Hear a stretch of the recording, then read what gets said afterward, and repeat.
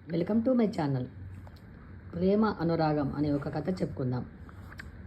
దత్త, అమృత ఇద్దరు భార్యాభర్తలు. దత్త ఏదో తన చదువుకు తగ్గ చిన్న ఉద్యోగం చేసుకుంటూ ఉండేవాడు. అమృత ఇంట్లోనే పిల్లల ఆలనా పాలన చూస్తూ అత్తమ్మమ్మలకు సేవ చేస్తూ సాఫీగా జీవితం గడుపుతూ ఉండేది. అమృతకి భర్త అంటే ఎనలేని ప్రేమ, దత్తకు భార్య అంటే ఎంతో అనురాగం. అమృత అంటే అత్తమ్మమ్మలకి చెప్పలేనంత ఇష్టం. ఈ కారణంగానే అమృత పుట్టింటికి విద్దగా వెళ్ళేది కాదు. ఒకవేళ వెళ్ళినా ఒక్క పూట అరపూటలో తిరిగి వచ్చేది. ఒకానొక సమయంలో అమృత వాళ్ళ అన్నగారికి పెళ్లి కుదరడంతో అమృత 15 రోజుల ముందే పుట్టింటికి వెళ్లాల్సిన పరిస్థితి వచ్చింది. అమృతని పంపడం దత్తకి అతని తల్లిదండ్రులకు ఇష్టం లేదు. కానీ తప్పని పరిస్థితి అయి పంపారు. దత్త స్నేహితులతో కాలం గడుపుతూ తన ఉద్యోగ బాధ్యతలు నిర్వర్తిస్తూ కాలం వెల్లదీస్తున్నాడు. ఇంతలో స్నేహితులలో ఒకరిది పుట్టినరోజు వచ్చింది. తన స్నేహితులతో కలిసి అందరూ సరదాగా గడపాలి అనుకున్నారు. దత్తను కూడా పిలిచారు. భార్య కూడా ఇంట్లో లేదు కదా అని ఒంటరిగా ఎందుకని దత్త కూడా పార్టీకి వెళ్ళాడు. స్నేహితుల బలవంతం చేయడం వల్ల మద్యం తీసుకున్నాడు. దత్తకి పెళ్లికి ముందు అలవాటు ఉంది. అమృతకు ఇష్టం లేదని మానేశాడు. చాలా రోజుల తర్వాత అలవాటు గుర్తు చేసుకున్న దత్త ఆ రోజు స్నేహితులతో కలిసి మందు తాగడం అలవాటైంది. ఇంతలో అమృత అన్నగారి పెళ్లి తంతు దగ్గర పడింది. దత్త కుటుంబం అందరూ పెళ్లికి హాజరై తిరిగి వచ్చేశారు. మరుసటి రోజు కూడా దత్త స్నేహితులతో కలిసి పార్టీలు గట్రా పూర్తి చేసుకుని వెళ్తూ స్నేహితులకు ఒక్క మాట చెప్పాడు. రేపటి నుండి నేను రాలేను అని. వాళ్ళందరూ ఆశ్చర్యంగా దత్త వైపు చూశారు. ఏంటి బావా, ఏమైంది, ఇంత అర్ధాంతరంగా ఈ మాట చెప్పావు అన్నారు.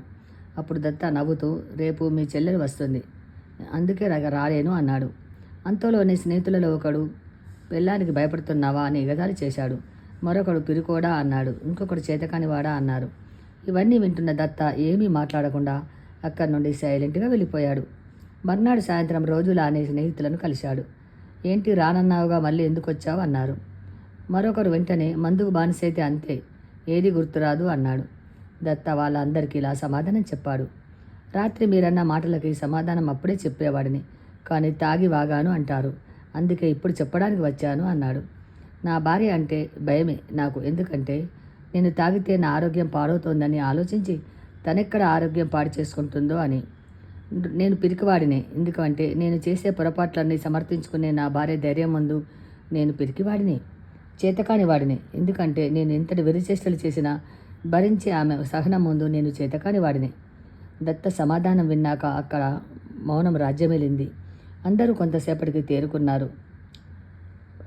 కళ్ళల్లో చెమర్చిన కన్నీరును, స్నేహితుల మౌనం ఇవన్నీ దత్తకు గర్వంగా అనిపించాయి. అందరూ దత్తను క్షమాపణలు కోరారు. దత్త ఆనందంగా అమృత దగ్గరికి వెళ్ళిపోయాడు. ఫ్రెండ్స్, మనలో కూడా చాలామంది చెప్తుంటారు, అయ్యో ఇంట్లో మా ఆవిడ ఉంది అని. అంటే అతనికి భార్యకు భయపడ్డట్టు కాదు, గౌరవిస్తున్నట్టు అని అర్థం. భార్యని బాధ పెట్టకూడదు అని అతని ఆంతరంగికం. మనం భార్యకు గౌరవం ఇవ్వకపోగా ఇచ్చే వాళ్ళని చూసి ఎగతాళి చేస్తున్నారు. ఇది చాలామంది చేస్తున్న తప్పు అని. అన్నీ వదిలేసుకొని వచ్చిన భార్య కోసం మనం కొన్ని వదిలేసినా పర్వాలేదు అని ఈ కథ యొక్క అర్థం. ప్రేమ అనురాగం ఉంటే భార్యాభర్తలు ఎంతటి కష్టాన్నైనా ఇష్టంగా మార్చుకోవచ్చు అని ఈ కథ యొక్క నీతి.